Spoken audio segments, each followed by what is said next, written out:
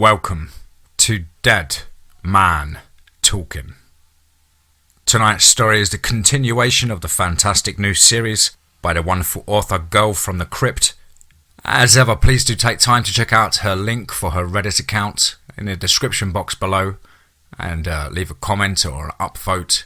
It really does help the author build their community and their presence on the No Sleep network. Of course, if you have a story yourself that you'd like to share with us here on the show, please do get that over to me at the website, of course, which is www.DMTForestofFear.com, and go to submit a report or story page. I look forward to hearing from you. And so, with that aside, let's get into tonight's story, entitled I Live on a Farm Out in the Sticks. There are some strange creatures roaming our patch of land. Part 4. Let's get straight into that. Phoebe, look, I think I found something. I heard my mother call out to me from the kitchen. When I went over, I found her sitting in front of her laptop at the kitchen table. What is it? I asked, walking up to her. Susanna Blanche tucked a strand of long blonde hair behind her ear and turned the screen for me to take a look. It showed something that looked like a professional website. Nothing suspicious, but when I leaned in to take a closer look, I felt my head starting to spin. You think you're safe? You think a bullet can protect you? Wrong. We here at the Center of Cryptozoology know that there are things out there that are not to be messed with.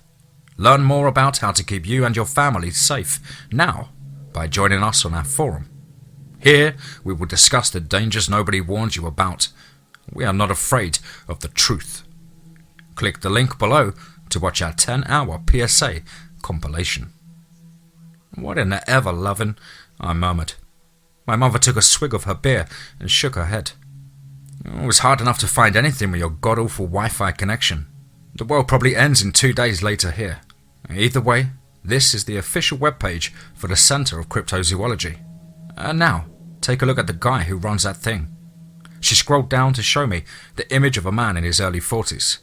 He was dressed in a black suit and had a stern look on his face. He was tagged as Dr. Blake Cornwall. Is that him? The guy who came into the operating room? I asked. Susanna Blanche nodded. Hell yeah, I'd never forget that face. I knew I'd recognize him when I'd see him again. Look at the pictures of the staff. She scrolled down some more, halting at a photo of about 24 people standing next to each other in front of the entrance of some building. Some of them were smiling, some had the same dead-eyed stare Dr. Cornwall had. They're a small group for sure, but there's enough of them to storm a house, I remarked. It gets better, Susanna sighed. She clicked on the article titled, Kill All Hybrids. Oh gosh, I muttered. After skimming the words in front of my eyes, I looked back up at my mum. She wore a deep frown on her face, and I swallowed. Well, the title kind of says it all, I offered. Those people are madmen. These things they want to do to my baby. Where is he anyway? Franco is in the living room playing with him. Oh, thank God. I was getting scared for a second there. My mum sighed. Some mother you are. Ignoring my comment, Susanna Blanche stood up and grabbed another can of beer from the fridge. It was her 5th one this evening. I assumed she needed it to soothe her nerves, but I knew that even if it was her 17th, she'd hold it just as well. Susanna Blanche is one hell of a drinker, and we heard the front door swing open shortly after. Benjamin came up to us. His shirt, face and lower arms were smeared with black dirt, and there were obvious burn marks on his hands and cheeks. Looking crisp, I said with a grin, only for my older brother to shoot me a death glare. Well, you would if you built an electric fence out of some random shit next time we need it. We'll see how you do, he replied. So, does it work? My mum asked. I hope so. I took the battery from our old car, the one we don't use anymore. Spared yours, Mum. You can thank me later. You did bring in your shotgun, right? My mother grinned, reached under the table and produced her firearm. She had kept it in her car until now. You can't be a Johnson if you don't have at least one larger weapon at hand at all times. And while my mother showed Ben the website, I returned to the living room to check up on Franco and Jerry. The infant was as happy as can be, completely oblivious to the danger we were in. His father seemed to be a bit more aware. He was jumpy and nervous and immediately flinched when I called his name, only to let out a sigh of relief as he saw it was just me. I sat down beside him and joined him in entertaining little Jerry by making funny faces and tickling his soft fur. A little later, my mother and Ben came in and sat down with us, shotguns in hand and at the ready. My mother gave a short explanation about what she had found, and then we waited. Neither of us spoke more than a few words. The only sound to be heard was the steady ticking of the clock on our wall. We waited for the night to be over, for morning to arrive, and for them. We didn't know what would happen, but we knew something would happen, and probably very, very soon, too. We had been sitting in silence for about an hour or something, when Franco apparently couldn't stand it anymore and spoke up. "The ones in the woods are going apeshit." "What do you mean?" I asked. "I kind of wanted out. It was getting dangerous, and even for me. I know this sounds strange seeing as you guys don't know me like that, but I used to kind of run that place. I knew my way around things, and I was always pretty strong and aggressive. They started being scared of me. I mean, I'm the fucking goatman. Damn right they ought to fear me. And then a few days ago, I began to lose control. They were becoming more and more riled up. I don't know why. This went on until everyone was suddenly following their own rules. No one took me serious anymore." "Wait," Ben interrupted him. "You used to rule over the creatures in the woods?" "Uh-huh," Franco nodded. So at first I thought, Whoa, buddy, calm down. Really? No offense, but I can hardly imagine you reigning anything." Ben interrupted again. "I'll only talk to Phoebe from now on," Franco muttered, looking more than a little hurt. "Anyways, I thought that maybe they could smell that I had been beaten up or something, but it wasn't me at all. The reason why they got so out of control was a different one. I know because none of them ever tried to take leadership from me. It was just like the entire system was suddenly gone, not important anymore. I, unlike most of them, am sort of smart. The others, most of them, act like feral beasts, simple predators. That's why I could manipulate them into doing some stuff that I wanted. My disadvantage, however, is that I don't rely on my instincts as much. I think they all felt something that I couldn't."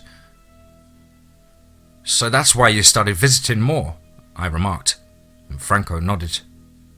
"Now that you told me about this crypto something thingy, I think that maybe that's the reason why they started acting so weird. Maybe because these people have been sneaking around in the woods behind my back." Another minute of silence followed. Feeling myself becoming more nervous, I crawled over to Ben and nudged him. He lifted his arm and let me shuffle underneath it, then closing it around my shoulders. I leaned against him, trying to seek comfort in the warmth of his chubby chest, but the fact that even my brother, even my ever-present guardian angel, wore a deep, concerned frown on his face, kept me from feeling as safe as his hug would normally make me feel. I could see Susanna Blanche look at us from the corner of my eye. My mother cleared her throat. "Kids, I don't want you to get even more frightened, but we're kind of in a bad situation here, and I don't know if I'll live to tell you when this is over." "Tell us what?" I asked. My mother sighed. Where I am when I'm not around." Ben and I exchanged astounded glances. "Holy shit, I've been waiting for this moment for so goddamn long, I can't believe it's here now," Ben gasped in sincere amazement. "Okay then," Susanna breathed. "Where to begin?"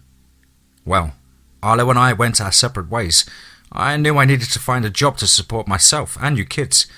I used to go to the market to sell our stuff every week, but with the cows and the help of my no-good husband gone, that wouldn't be enough anymore. And so I started looking around the city, a bit further away. The farthest I could get away from Arlo was just about enough. I found a job pretty soon. I started working as a barkeeper. The place was pretty damn shady, to be honest, but something about it was actually kind of cool. There were always all sorts of people hanging out there. The kind you'd like to be friends with, just as well as the kind you wouldn't want to encounter in a dark alley, and everything in between. A few days later, I found out that the owner of the bar wanted to sell it. It was crazy.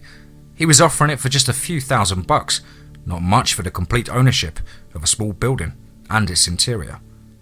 I heard that they found some rotting corpses wrapped up in the trash bags underneath the floorboards, and that was why he wanted to get rid of it. Something told me that I could turn the place around, though.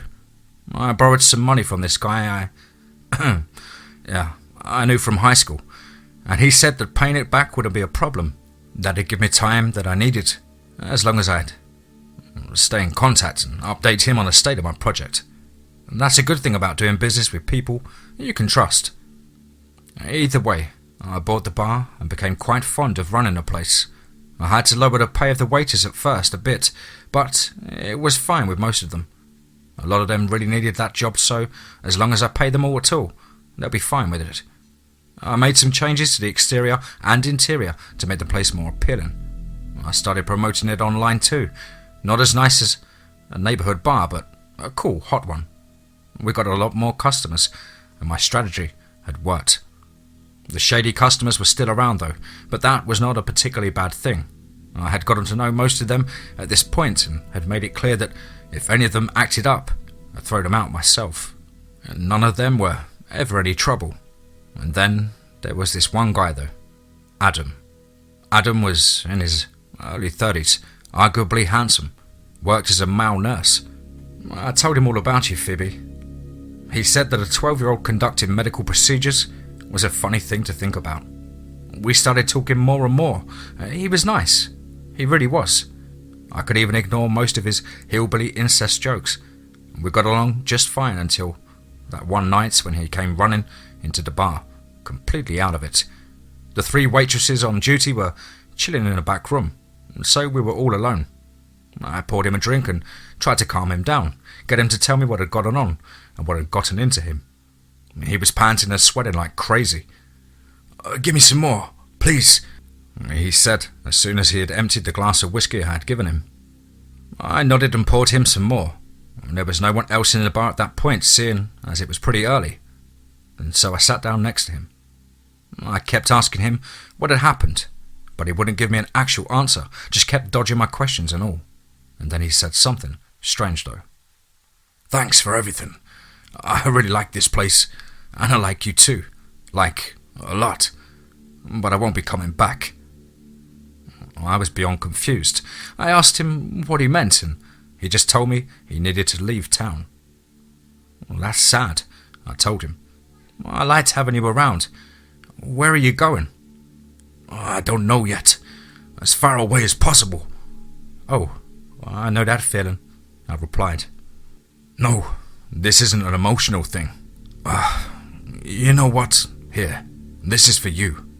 He reached into his pocket and handed me his keys. "Wait for 2 weeks, then feel free to go to my apartment. Look under the floorboards, under the bed. I don't think they'll find it. Under the floor's a good place to hide shit. Also, please, don't hate me." "Why would I?" I asked. "Just, never mind."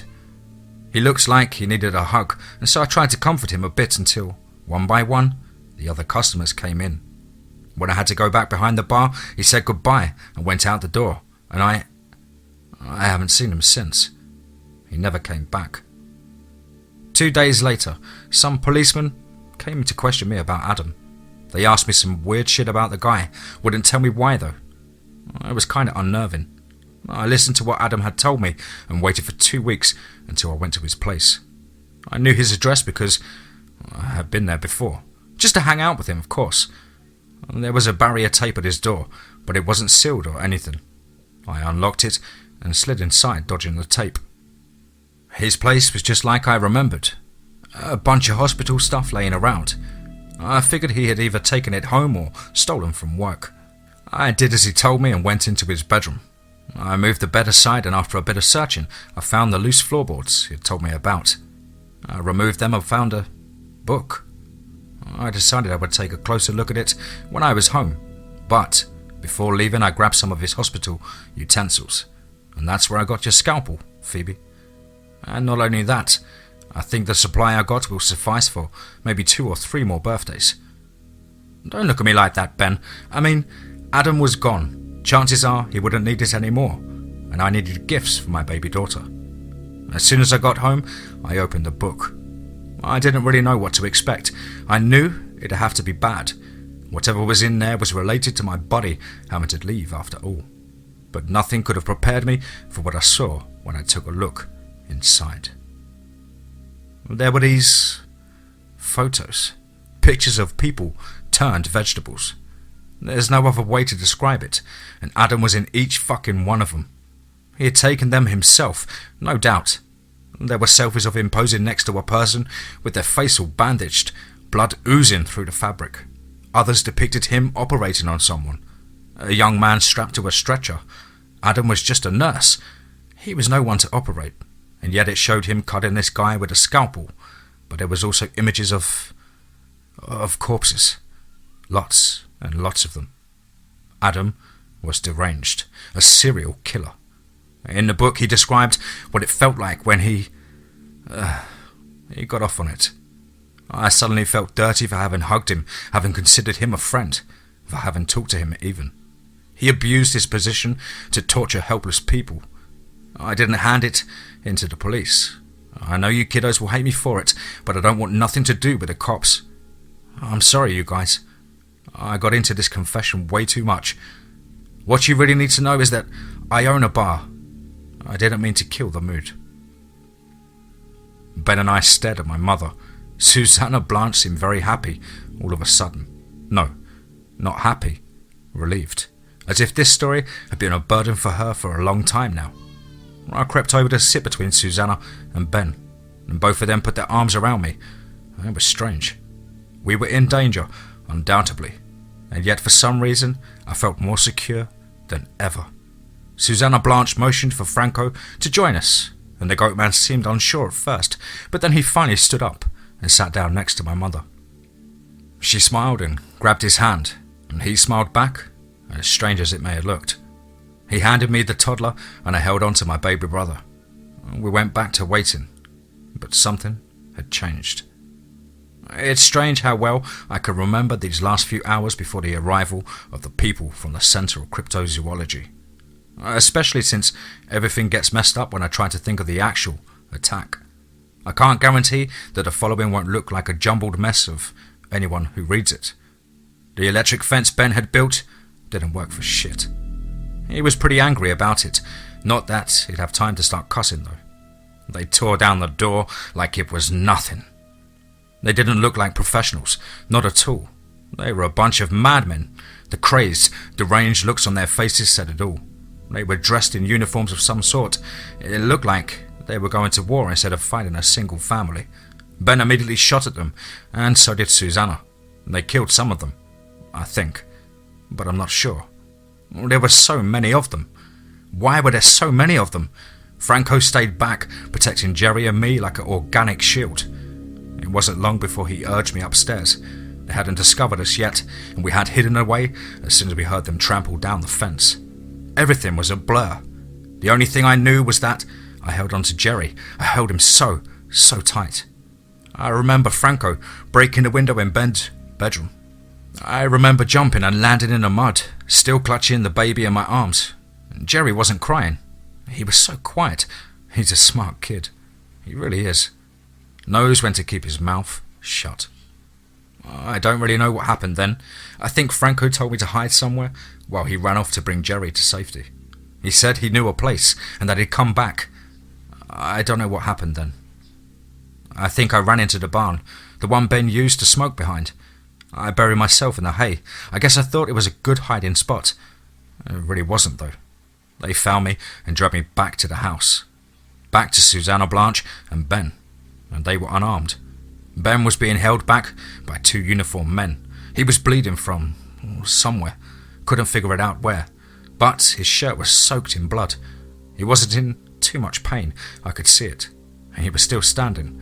They threw me onto the ground in front of my mother as she immediately wrapped her arms around me, and she was shaking with anger. The man who had dragged me out of the barn took his helmet off.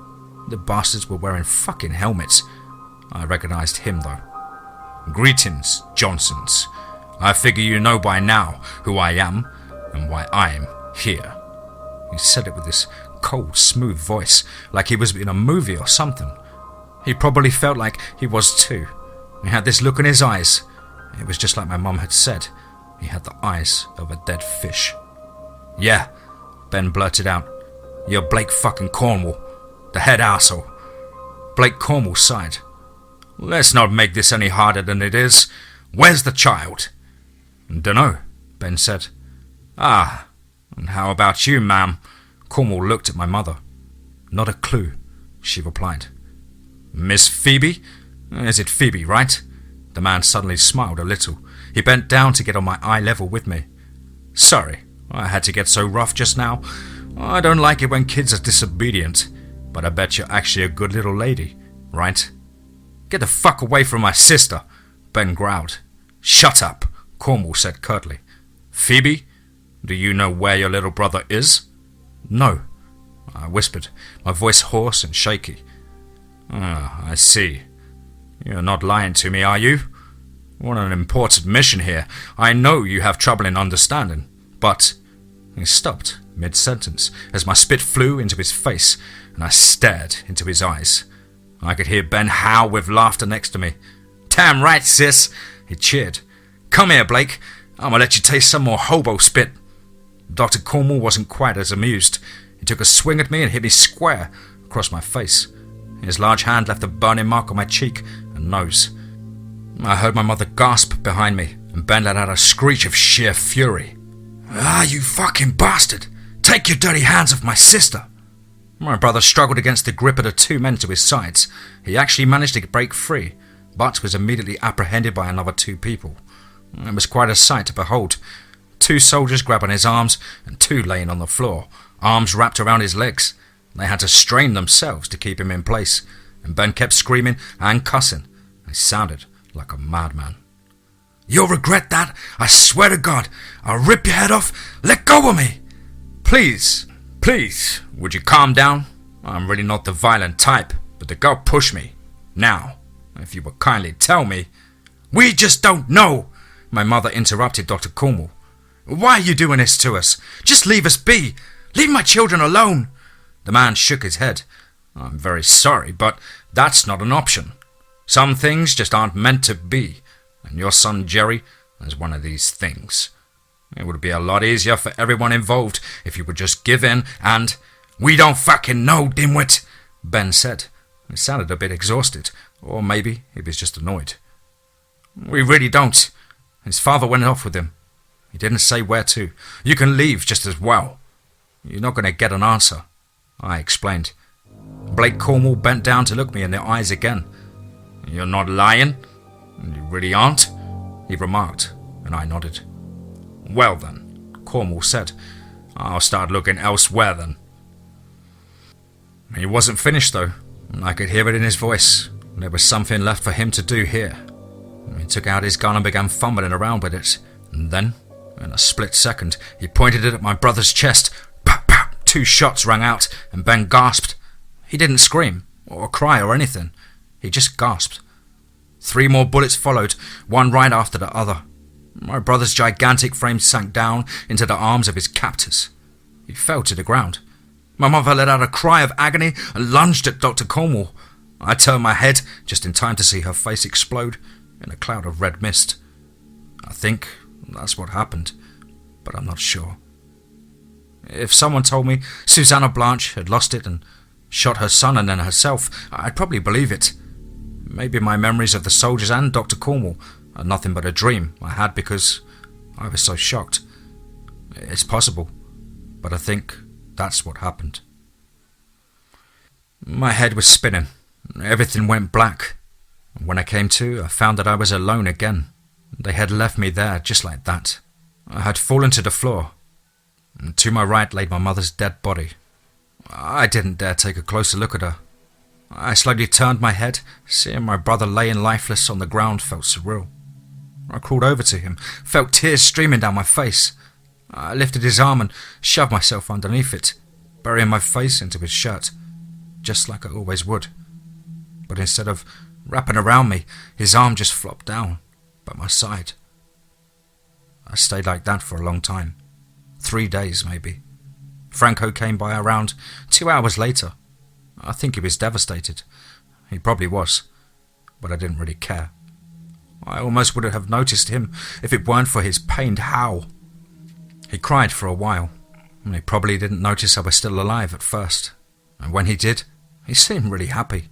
He talked to me, I think. I didn't answer. It was not like I was ignoring him, I just couldn't. I wished they had killed me too. I figured that maybe I would just stay with Ben. I'd lay there in his arms while I slowly wasted away before dying of dehydration. Or hypothermia, maybe. Franco tried to coax me, then pry me away from the corpse, but I wouldn't let go of him.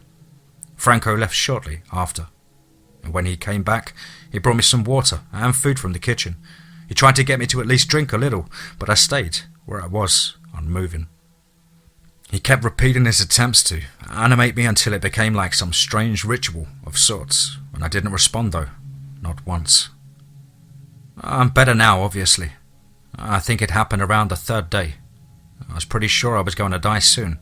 I was weak, like really weak. I think at that point, I couldn't have stood up if I'd tried. The food and water Franco kept depositing next to me had grown stale already. He was really perseverant and wouldn't give up. Yes, I think it was on the 3rd day. The sun had just set. Ben's body was getting smelly. I figured some flies had found their way in through the open door because there was buzzing around him and my mother. I ignored them. They didn't bother me too much. I saw them as more of a company to me, like a requiem for my dead loved ones. The stench was bad, and in any other situation I might have not been able to stand it. But like that, it was almost pleasant. Plus, since I hadn't moved in 3 days, not even to go to the toilet, I myself was emitting a rather disgusting smell at that point. I didn't care though. I remember slowly drifting off to sleep, and when I suddenly heard the most wonderful thing, Ben's voice, deep and soft and warm. He was speaking to me. His body was cold, his lips unmoving, and yet he was speaking to me. He told me to drink, to get up, to get myself cleaned. I told him I didn't want to. But I want you to live. And these words ignited a spark inside of me. Promise me you won't leave though, I whimpered. I'd never. I did as he told me, and somehow, neither my brother wanted me to live made me want to as well. I drank. I greedily emptied the glasses of water Franco had sat down beside me, and then ran into the kitchen to drink right from the sink. Ben was encouraging me. He cheered for me as I took out the cake box and began stuffing my face with its contents. And when I was full, I went into the bathroom and got undressed. My dress and underwear were smeared in feces. It was disgusting. How had I even been able to stand that for so long? When I was cleaned up and changed into new clothes, I went downstairs to wait for Franco. Ben told me he'd come by again any minute. He was right. I didn't question how he knew, but sure enough, a little later, Franco came bursting in. Boy, was he happy to see me.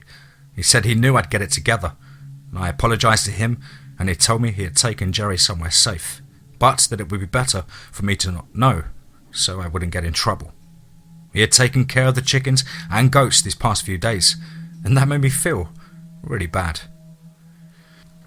We stood in the living room together, staring down at the corpses of my mother and brother. Franco reached for my hand and squeezed it. "Are you going to be okay?" he asked softly. "It'll take a while. I'll miss my mum a lot. I'll miss her too. I really liked her, you know." "Were you in love with her?" I asked. I don't know. I don't think Susie's the kind who ever... fuck it. I was in love with her. I really was.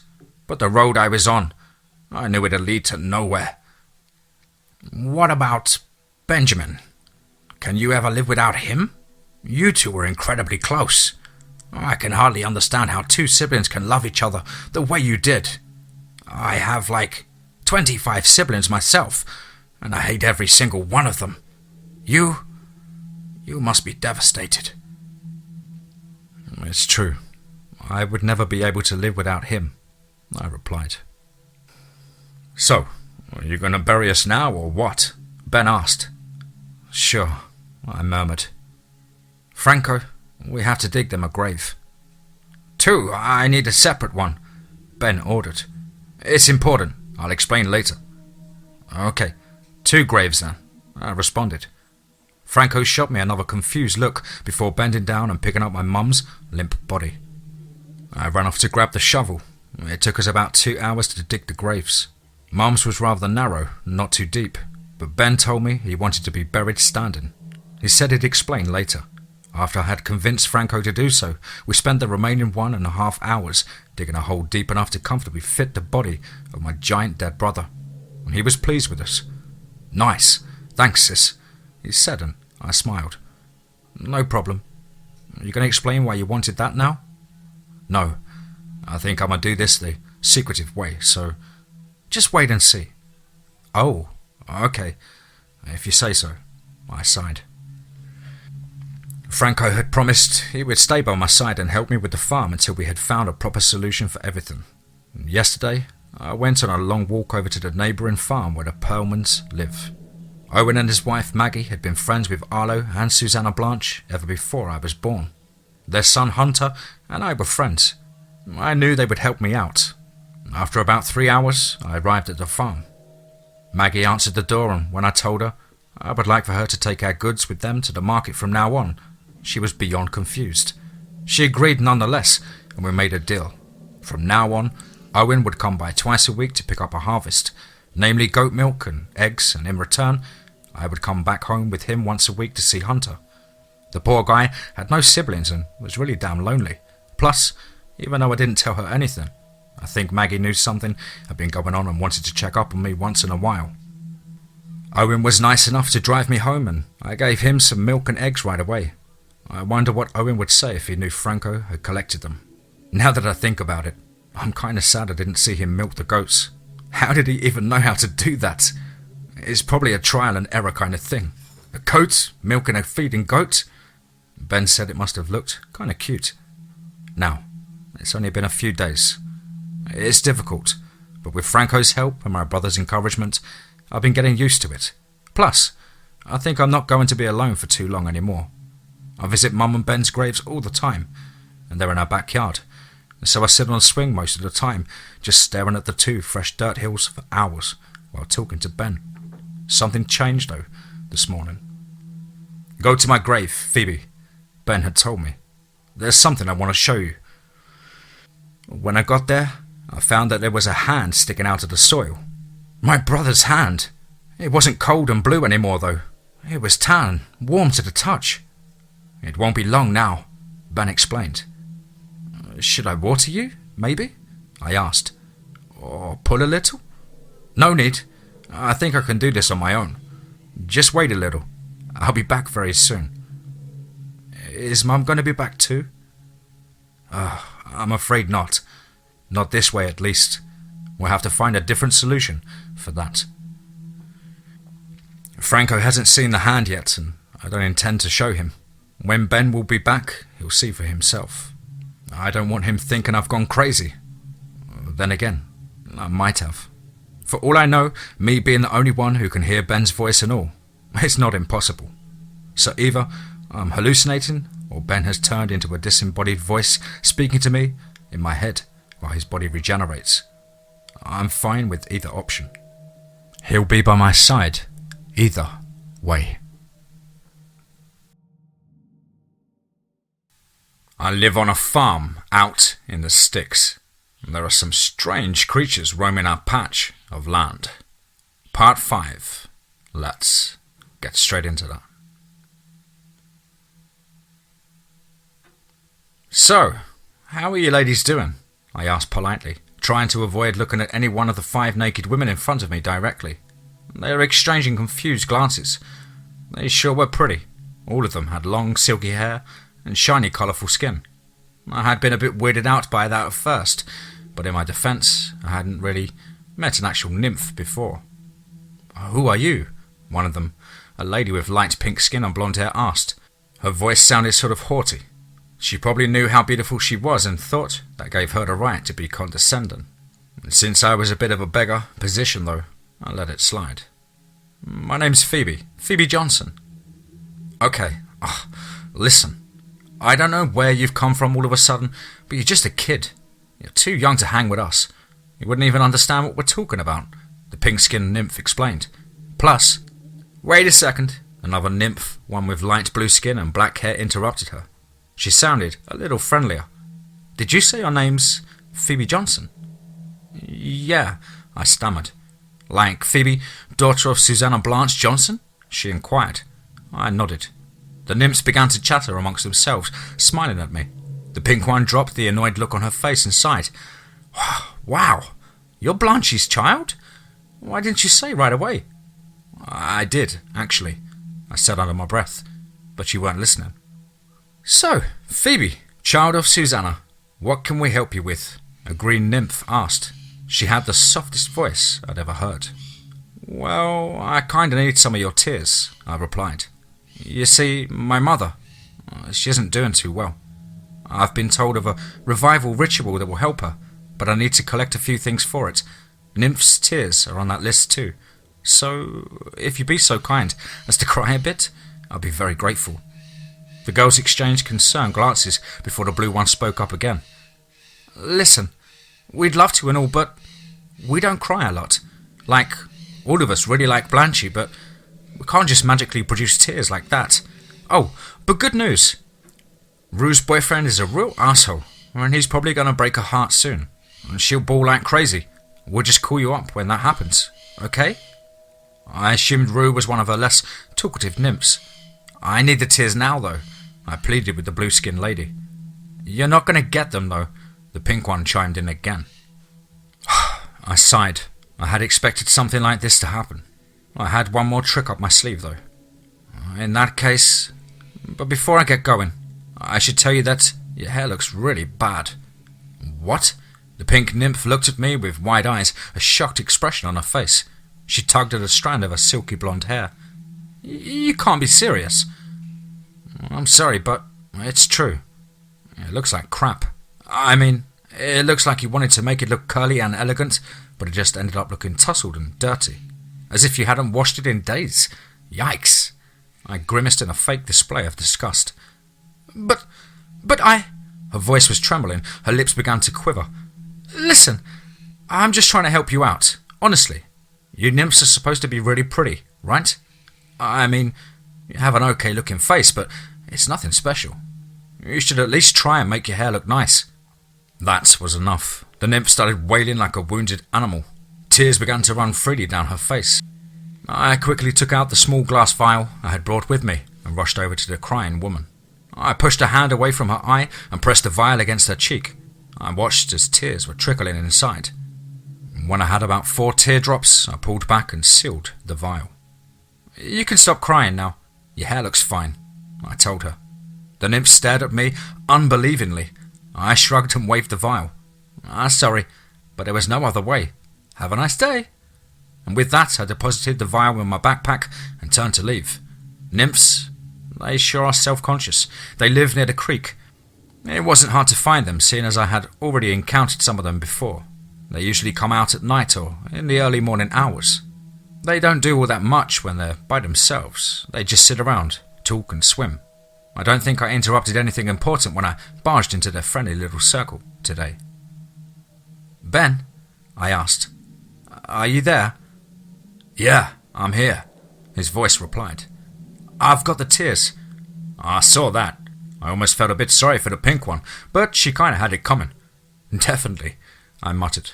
Yeah, kind of a witch move talking to a kid like that, but damn, she was hot. Brother, for the love of everything that's holy, keep those thoughts to yourself. Ben sighed. Fine. Next you need the herbs. Where are those again? The meadow, in the woods. Great, I remarked, my voice dripping with sarcasm. The creatures in there are more aggressive than ever. Franco's still powerless, and your disembodied voice and I have the combined strength of a potted plant. I'll never get out of there alive. Not with that attitude, you won't. You gotta be more positive. What's the worst that could happen? You can fight back, plus you have 2 functioning legs. You can always flee if anything attacks you. I wouldn't get far. There has to be another way. I'm not like you, Ben. Right. Another way. Another way. Ben's voice sounded like he was deep in thought. God damn it, you're a smart one. Can't you figure it out? I let out a frustrated grunt. It's useless. We'll just have to wait around until you're out of the soil. I wish we could start with the resurrection right away, but I guess it'll have to wait. No way I'm going in there on my own. Well, then why don't you ask the kid Hunter to help you? Ben suggested. He's such a sad loner. He'll do anything. He ain't that weak either. I mean, no pressure, but it would be better if we'd start as soon as possible. I guess I could ask Hunter, I muttered. Say, that state you're in right now, what is it exactly? Ben chuckled. Just think of it as my body undergoing maintenance of my mind, spending its holidays in its favourite place, with you. I plopped down in the grass. Why are you stopping? Ben asked, sounding confused. Because we need to talk. Benjamin, tell me the truth. You're not human, are you? Silence ensued between the 2 of us, and then Ben let out a sigh. Phoebe, I am human. The thing that keeps me here is you. I wanted to say something, but I couldn't.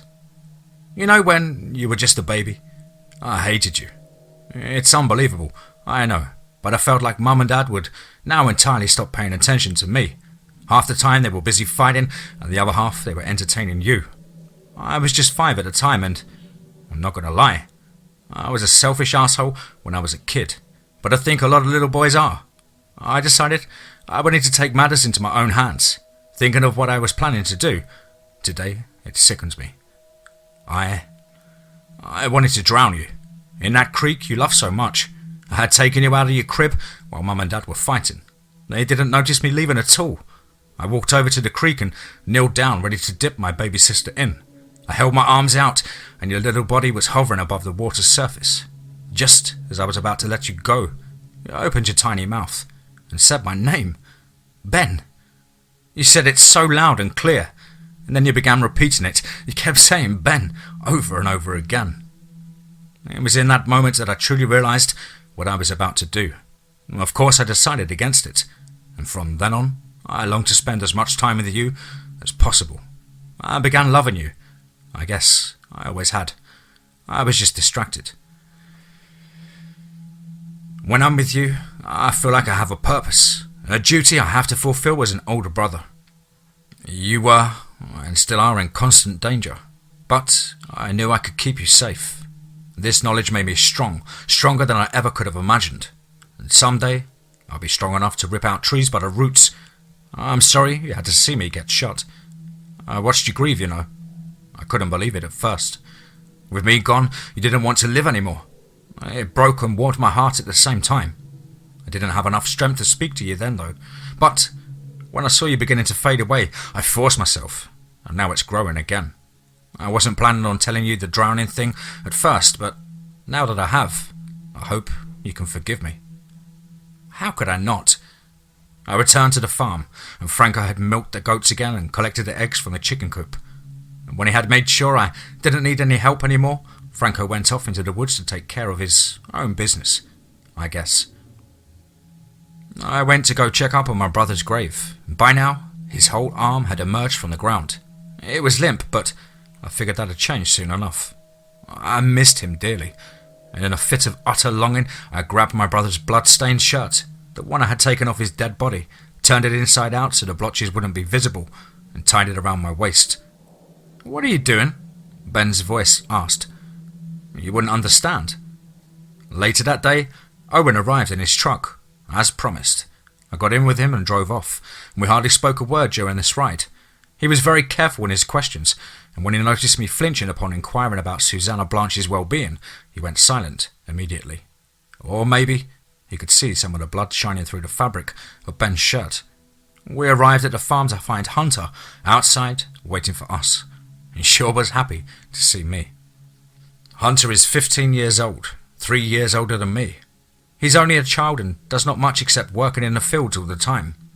That of course left his mark on him. He's tall, and by far not as tall as Ben, but just as tall as a boy his age can be without being abnormal. He has nice tan skin, covered with freckles, and even though he's clearly rather strong and will probably turn out really muscular someday, he's a bit on the lean side. He's got this kind of curly ginger hair too. He looks a bit dorky almost. Don't get me wrong, it's not like he isn't dorky. He definitely is, but in a nice way. I guess he and I could be friends. We never got along as well as Ben and I did, but well enough to deem each other likeable and to hang out from time to time when our parents would meet up. He'd probably hadn't had too much social interactions in a while, because as soon as I got out of the truck, he came running up to me. "Phoebe!" He greeted me in his shrill voice. "So good to see you, girl. How's it going?" "Hey, Hunter," I replied. "Fine. How are you?" "I'm good. Thanks. "I'll leave you kids alone then," Owen shouted and waved as he went inside the house.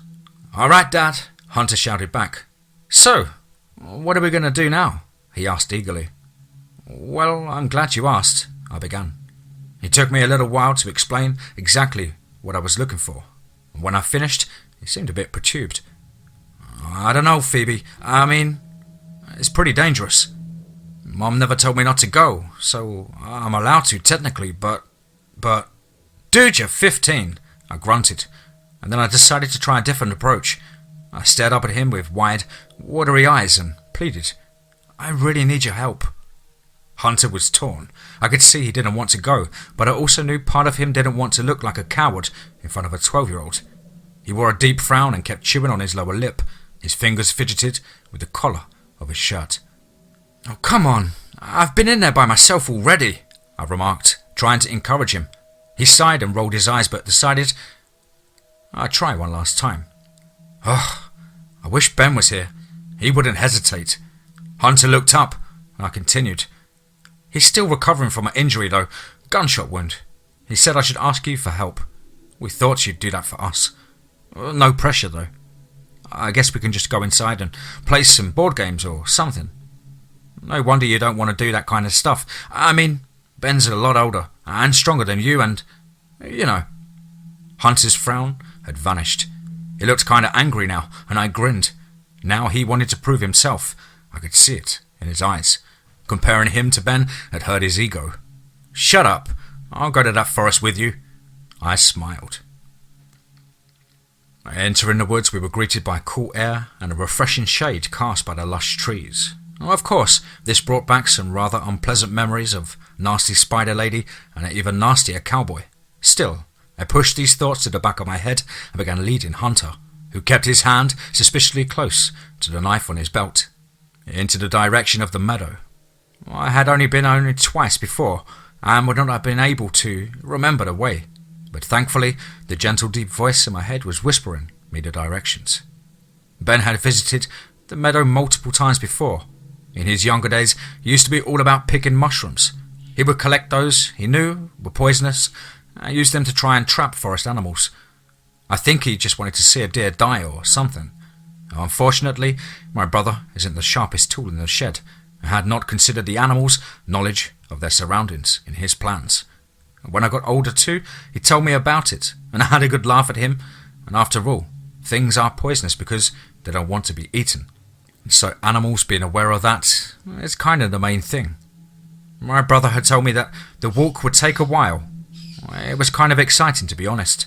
I've watched a horror movie before, and wandering through the woods like that gave me the same nervously enthusiastic feeling of waiting for that guy in a mask to jump out. Hunter didn't seem as thrilled. He kept looking around and was really jumpy and on edge. I made sure to at least spin around and shout "Boo!" at him once. Lord, did that boy scream. I laughed at him, and he slapped me, and we continued.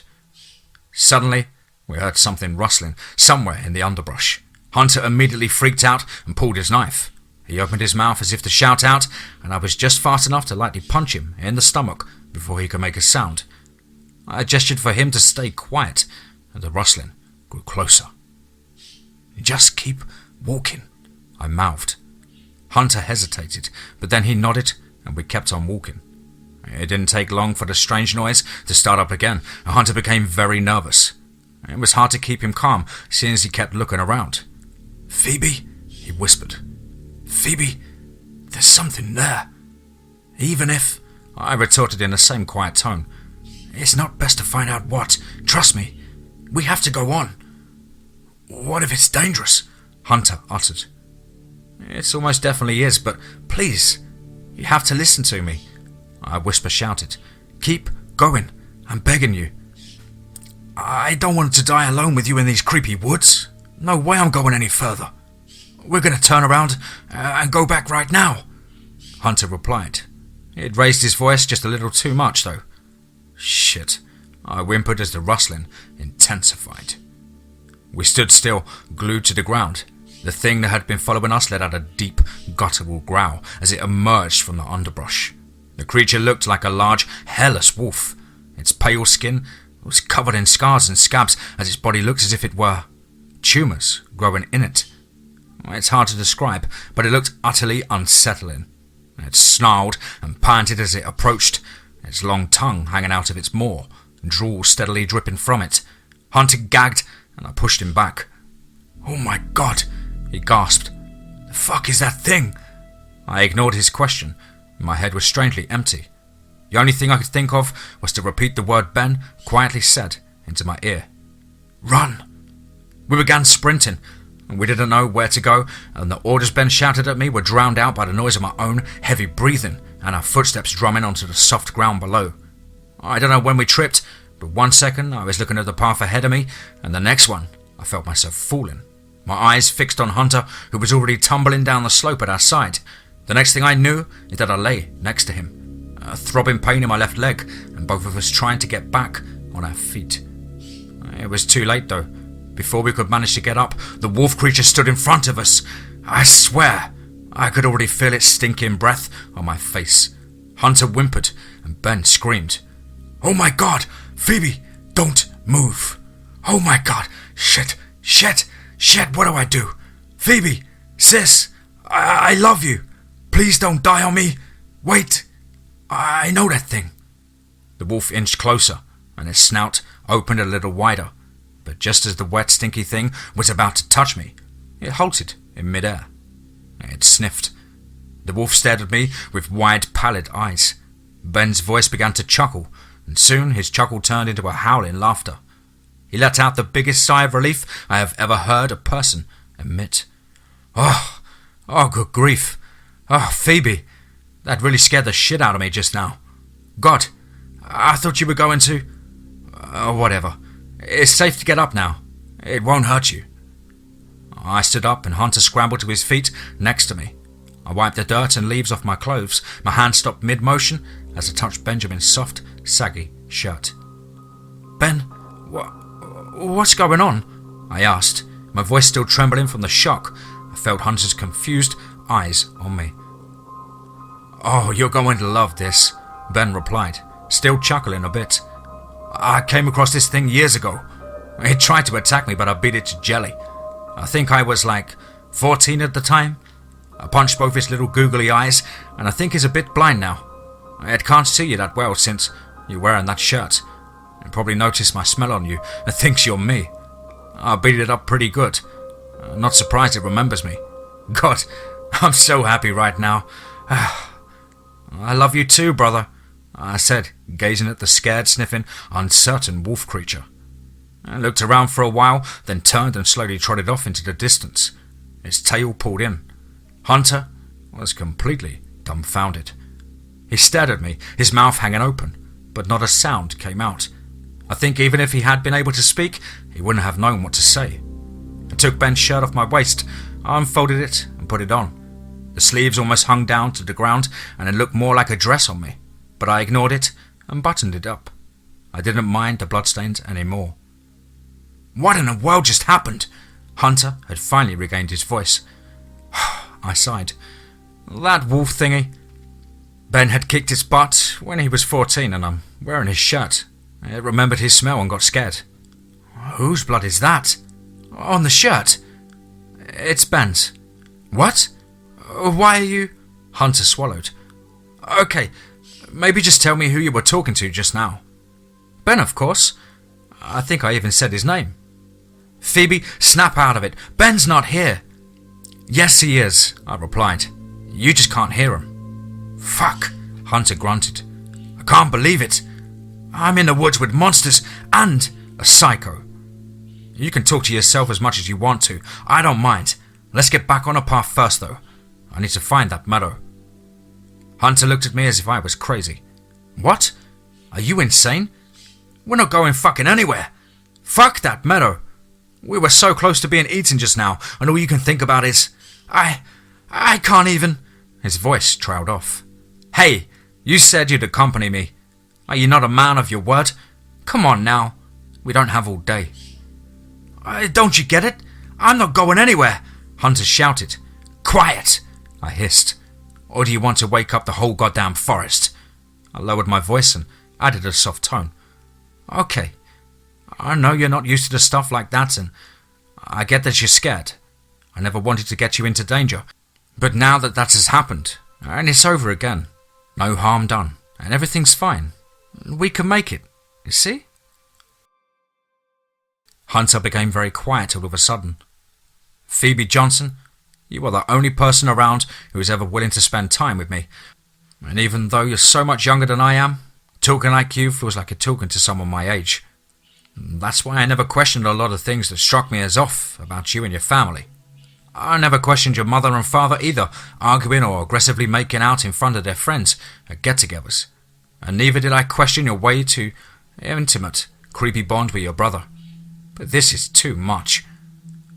First off, this isn't a good time to get that kind of argument going. If you really want to leave the woods alone, go ahead. But I'm not coming with you. I'd rather have you with me. But if you don't want to, so be it. Just know that if you're gonna run off now, it'll be alone and, like hell, I'm giving you that shirt. Hunter frowned and bit his lip. Fine. We go to the meadow and then we leave, right away. Thank you, I said. I climbed back onto the path and then helped Hunter up the slope as well. And we began walking again, neither of us saying a word until I finally murmured. Also, the bond between my brother and me isn't creepy. We arrived at the meadow without a further incident, but on our way we saw something strange. Actually, more than one thing. The further we proceeded into the woods, the more we noticed it. The sides of the path were littered with bird carcasses. Seeing their tiny, feathery bodies laying on the dark ground made my stomach turn. The further we went, the worse it got, and soon enough, there were a few dead rabbits and even a fox or two as well. And none of the dead animals had any wounds, at least none that I could see, and I figured they must have died due to the stress. On our way, I began telling Hunter what had happened. I didn't want to get him worried, and so I hadn't been planning on telling him. Just like Maggie and Owen. But in a situation like this, there was no other way. Plus, I thought that maybe I'd feel relieved explaining everything. It didn't work though. The fact that Hunter laughed at me for about 10 minutes before finally believing me didn't help either. I don't blame him though. He and his folks never had a lot to do with the monsters in the woods. They knew of them, of course, but he had no hybrid baby sibling or anything. When I did manage to convince him, he looked at me with wide eyes. Holy shit, so you want to resurrect your mum with herbs from the meadow? Well, I need more than herbs, but only nymph's tears, and I got those already, I replied. And Benjamin is growing underneath the earth, and when he's finished he'll just come out? Yep, like an aggressive plant. But how? Hunter sounded confused. How is that even possible? I don't know. He said something about his wish to protect me kept him from leaving or something. I shrugged. You got that wrong, Ben interjected. What do you mean? I asked. Oh, did he say something again? Hunter inquired. Yes, wait a second. I shushed him. Ben, what do you mean by that? Ben sighed. Phoebe, I love you. I really do, but I've seen you do shit. Stuff that really freaked me out. Like, I don't mean that you've always been able to treat wounds and illnesses. That's really cool, but let me think of an example. Remember Billy? Our goat? The one that died in our yard? Yeah, it had wandered off into the woods and gotten attacked. When it came staggering back and broken down into our yard, it was heavily wounded and on the verge of dying. You were only 4. I didn't expect you to remember. I assume you don't know what happened then. Well, it died, I offered. No, not exactly. Not immediately. You saw it and went outside. I ran after you to stop you, but you were pretty fast with your tiny legs and you reached the goat before I could catch you. I was just in time to see you open a goat's mouth and spit into it. I did what? I don't know how, but it changed something about that goat, Ben continued. It began twitching up again and then, all of a sudden, it got up. But it was all wrong. It had weird black foam around its mouth and its neck looked as if it had snapped. You were really fucking creepy. And you were freaking out, clapping into your tiny hands, laughing and cheering. You were so happy. But I thought Arlo shot it. Oh, he did all right. Arlo had to shoot it because it was all messed up. I don't know how you did it, but you revived it somehow. But every second of its life was torture, so, yeah. After you had resurrected it, killing it was an act of mercy. I swallowed. I had felt a lump forming in my throat. This was the first time I had ever heard of this. I was angry. Just a little bit. But I was. Why hadn't he told me of something like this happening? Of course, I didn't remember it. But why hadn't he told me? I opened my mouth to ask him, but I guess he knew what I was going to say. Because I thought you'd stop healing us. Plus, in any other situation, it'd just be a weird fucking thing to come up with, like, "Hey Phoebes, remember that one time when you transformed this goat into a living nightmare?" Ben chuckled, and then became serious again. I'm sorry. Bet that wasn't something you wanted to hear all that much. Then why are you sending me out to collect all this shit if I can do this stuff like that on my own? I asked. Well, Arlo told me once that the herbs I told you about are very helpful against cramps. Plus, nymph's tears make ladies beautiful. I just don't want Mum to be all creepy when you wake her up. I was nearly speechless. Nearly. Then why did you want me to bury her? I mean, I thought it was a good temporary solution, since we don't have a freezer. I let out a shriek of fury. What the hell, dude? You didn't tell me about anything. I mean, how do you think I can do this? Oh, come on. It'll be fine. I mean, I'm still around as well, aren't I? This is all you're doing. Don't be so surprised. I mean, what were you thinking? I thought I was normal, goddammit, I yelled. Baby, calm down, Ben said softly. His voice was too soothing for me to ignore. Shh, listen. You like that Star Trek thingy, don't you? That really old TV show? Think of it like that. We're on a mission, and we're all on the same team. I'm the captain, like the cool guy who is really damn strong and all. That's me. Jerry's the mascot, and Franco is that one really friendly crew member. And you're our doctor. The healer who can fix up anyone, no matter how bad it may seem. You gotta live up to that role, okay? I let out a deep sigh. Okay. Hunter gave me a strange look. You alright? Yeah, I guess so. Thanks for worrying. What did he say? I'll tell you later, if that's okay. Hunter shrugged. You don't have to tell me at all. I just want to know what you're so down about. I don't think talking about it would help. This whole situation had taken on a dimension I didn't expect, and I just need some time to figure out how to deal with it. I see. Hunter muttered and patted my back. You know, he suddenly perked up. That corn man? What was it? Cornwall? Yeah, right. I've been thinking, and I mean, when everyone goes back to normal, you guys are going to try and beat up that Cornwall guy, aren't you? I think so. We don't want to have Jerry with us again after all, and that's only going to work if Cornwall and his order of madmen stop bothering us, I replied. Well, Hunter continued, puffing out his chest. Since you're going to need all the help you can get, my parents and I, we know a lot of people. I looked up at him. Are you serious? You guys would help us? Of course. It'd take some explaining at first, but as far as I know, we could convince half of them just by telling them we need to take down a bunch of eggheads. The other half would probably just do whatever your mum tells them to, just because of how crazy they are about her. Plus, the Johnsons are kind of popular. Most of the other farm owners, they all owe you guys in one way or another. And you think you could gather enough people to resolve this? I asked. Maybe not enough to storm Area 51 or something, but definitely enough for a mob that'll make this Cornwall guy piss his pants.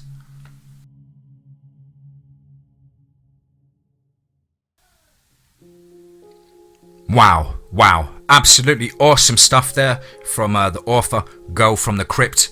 As I said, guys, please do take a second to check her link out in the description box below.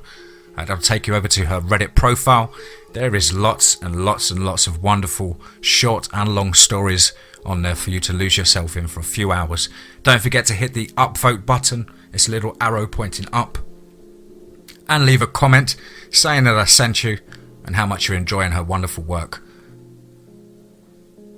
As ever, please do let me know down below in the comments what you thought.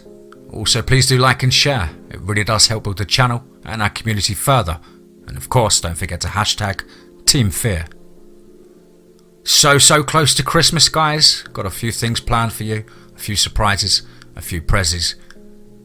I hope you're all ready and warmed up and looking forward to spending time with friends and family. And above all, remember, be safe, not sorry.